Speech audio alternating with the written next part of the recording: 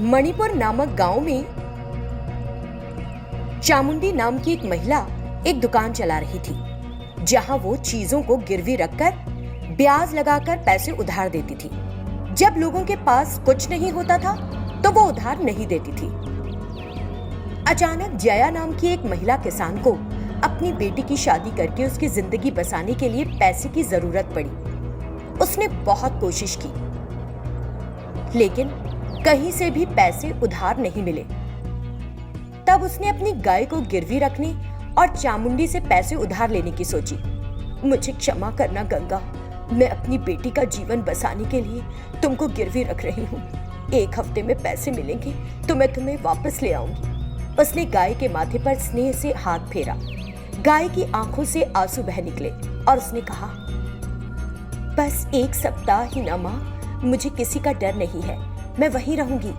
आप अपनी बेटी के लिए हर चीज का इंतजाम कर ले। ठीक है गंगा, तुम्हारे पास वहाँ सब कुछ होगा। वो प्यार से तुम्हारी देखभाल करेगी। वो इसके लिए भी पैसे लेगी मुझसे। मुझे 1 सप्ताह में पैसा मिल जाएगा और मैं तुमको घर वापस ले आऊंगी। गाय ने हाँ कहते हुए अपना सिर हिलाया। फिर जया अपनी गाय लेकर चामुंडी के घर आई। जिस तरह चामुंडी ने गाय को देखा तो गाय चिंतित हो गई और सोचने लगी, ये क्या है? वो मुझे ऐसे देख रही है जैसे उसने कभी कोई गाय नहीं देखी हो। ऐसा सोचते हुए उसने चामुंडी को गौर से देखा।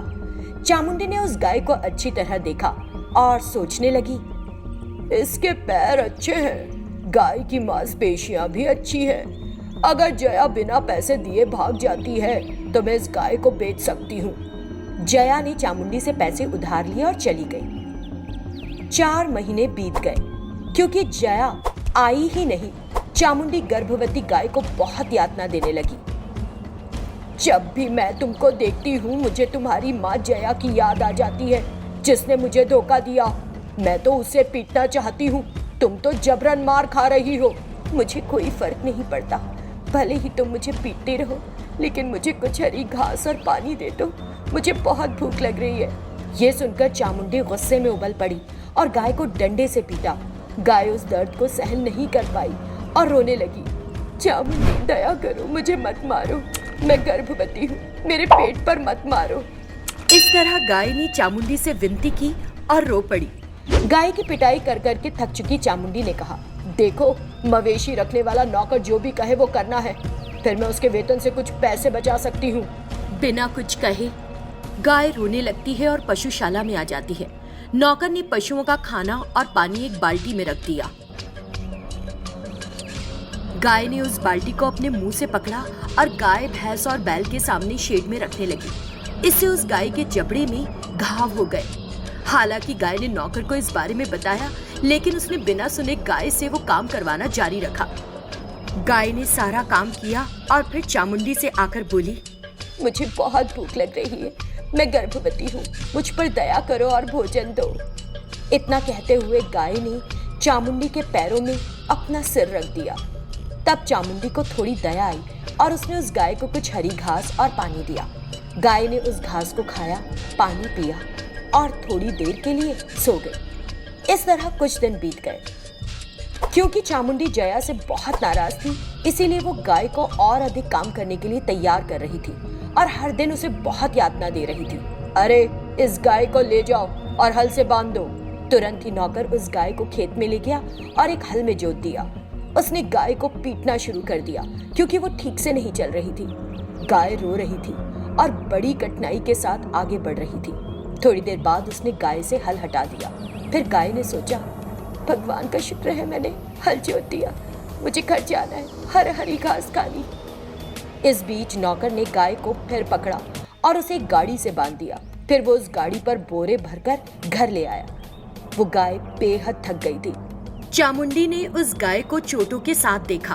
तब चामुंडी शांत हुई और बोली, देखो, ये गाय हल अच्छे से चला रही है ना, इस पर हर दिन हल बांधो। गाय जो बहुत पीड़ित थी, नहीं, मैं हर दिन हल कैसे चला सकती हूँ, पहले से ही मुझे पेट में दर्द हो रहा है, मुझे बहुत भूख लग रही है, मैं गर्भवती भी हूँ, दया करो, मुझे कुछ खाने के लिए दे दो। इस तरह गाय ने उससे निवेदन किया। इस तरह की बात करने की तेरी हिम्मत कैसे हुई? इतना कहकर वो गुस्से में गाय को पीटने लगी। गाय दर्द सहन नहीं कर पा रही थी। तुरंत गाय ने खड़े रहकर चामुंडी को अपनी पूंछ से बहुत जोर से मारा। चामुंडी जोर से चिल्लाते हुए नीचे गिर गई। वो कुछ देर के लिए कुछ समझ ही नहीं पाई। तब गाय ये सोचकर वहां से भाग निकली, मैं बाहर कहीं भी एक लावारिस गाय के रूप में मर जाऊंगी, लेकिन मैं इन राक्षसों जैसे इंसानों के साथ नहीं रहूंगी। ये कहकर गाय वहां से भाग गई। कोंडापुर नाम का एक छोटा सा गांव था। उस गांव में सभी लोग अपना काम करते थे। उसी गांव में एक भिखारी रहता था। वो हर घर में जाता और भीख मांगता। वो जो कुछ उसे मिलता खाता और वहीं रहता। एक दिन वो हमेशा की तरह भीख मांगने के लिए एक घर में गया। महेश नाम का एक आदमी वहां एक डंडे से गाय को पीट रहा था।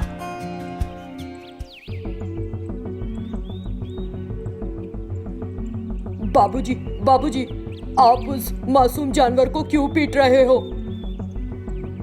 पिटाई करने की बजाय मुझे और क्या करना चाहिए? बोलो। ये गाय जो कर रही है उसके बदले में डंडे ही खा सकती है।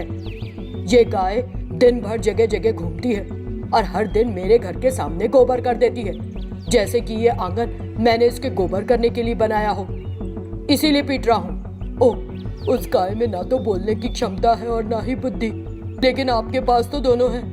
यदि वो गाय अनजाने में या जानबूझकर कोई गलती करती है तो आपको उसे माफ कर देना चाहिए बाबूजी। इस तरह डंडे से बिल्कुल नहीं मारना चाहिए। हो तो तुम एक भिखारी, लेकिन बात कुछ ज्यादा कर रहे हो। दफा हो जाओ यहाँ से। घर घर जाकर भीख मांगते हो और उससे अपना पेट भरते हो, और यहाँ खड़े होकर मेरा दिमाग खराब कर रहे हो।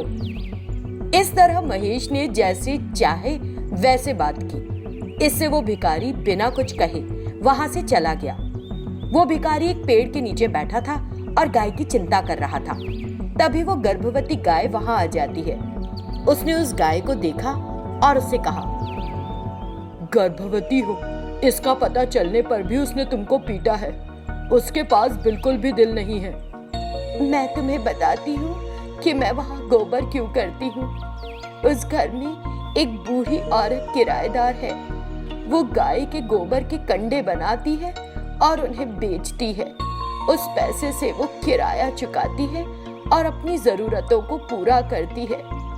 वो काफी दूर तक नहीं चल सकती। मैं उसकी मदद करने के लिए ऐसा कर रही हूँ। वो भिखारी हैरान हो गया। तुम तो बहुत अच्छा काम कर रही हो गाय, लेकिन फिर तुम उसे ये बात बता क्यों नहीं देती? वो एक मूर्ख है। मैं उसे बता भी दूं तब भी कहाँ समझेगा। ऐसे लोगों को जवाब देने की बजाय चुप रहना बेहतर होता है।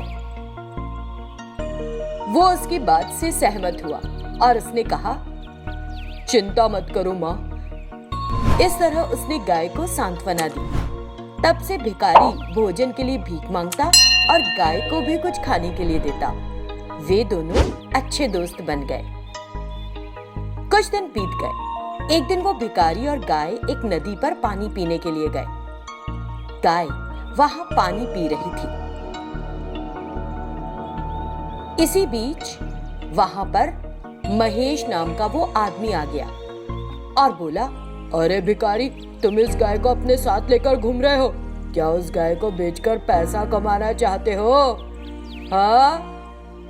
मेरा वो इरादा नहीं है सर। हमें प्यास लगी इसीलिए यहाँ आए। अगर तुमको प्यास लगी है तो क्या तुम और ये गाय इस पानी में मुंह डालकर पानी पियोगे? यहाँ से चले जाओ। चलो चलो, निकलो यहाँ से। वो भिखारी और गाय उसकी बात सुनकर बहुत दुखी हुए और वहां से चले गए। पानी पीते हुए महेश गलती से उस नदी में गिर गया और जोर जोर से चिल्लाने लगा, मुझे बचा लो, मुझे बचा लो। उसकी चीख पुकार सुनकर वो गर्भवती गाय नदी में उतर गई और उसे बाहर ले आई। तब उस भिखारी ने पूछा, सर, क्या मैं आपसे एक बात पूछूं? पहले तो आपने कहा था कि यदि गाय अपना मुंह इस पानी में डालेगी तो पानी खराब हो जाएगा। फिर इस गाय ने आपको बचाने के लिए उसी पानी में छलांग लगा दी। क्या अब पानी खराब नहीं हुआ? उसकी इस बात को सुनकर महेश को अपनी गलती का एहसास हुआ। मुझे बहुत अफसोस है कि मैंने ऐसा कहा। मुझे माफ कर दो गैया माँ। अगर तुम यहाँ नहीं होती तो मैं तो मर ही जाता। हालांकि मैंने उस दिन तुम्हें बहुत मारा था, लेकिन फिर भी तुमने आज मेरी जान बचाई। बहुत बहुत धन्यवाद। मैं उस दिन तुम्हें पीटने और आज तुम्हें डांटने के लिए माफी मांगता हूँ। तब उस भिखारी ने कहा, बाबूजी, मैं आपसे एक बात कहता हूँ। हर कोई इस पानी को पी रहा है। ये कोई फिल्टर किया हुआ पानी तो है नहीं। आपने हमें देखा तो आपने हमें पीने से रोक दिया, लेकिन यहाँ आकर कई जानवर सीधे मुंह डालकर इसका पानी पीते हैं। पक्षी भी अपनी प्यास बुझाते हैं। इतना कुछ आपके जाने बिना यहाँ दिन भर होता है। क्या आप जानते हैं कि एक गाय हर दिन आपके आंगन में गोबर क्यों करती है? इस तरह भिखारी ने उसे बताया कि क्या हो रहा था। ये सुनकर महेश को बहुत दुख हुआ और उसने कहा, मैं समझ गया कि मैंने क्या गलती की है। मुझे जानवरों के प्रति इतना कठोर व्यवहार नहीं करना चाहिए। मैं फिर कभी ऐसी गलती नहीं करूंगा। मैं माफी चाहता हूं। आप दोनों मुझे माफ कर दें। तब वो भिखारी और गाय वहां से चले गए।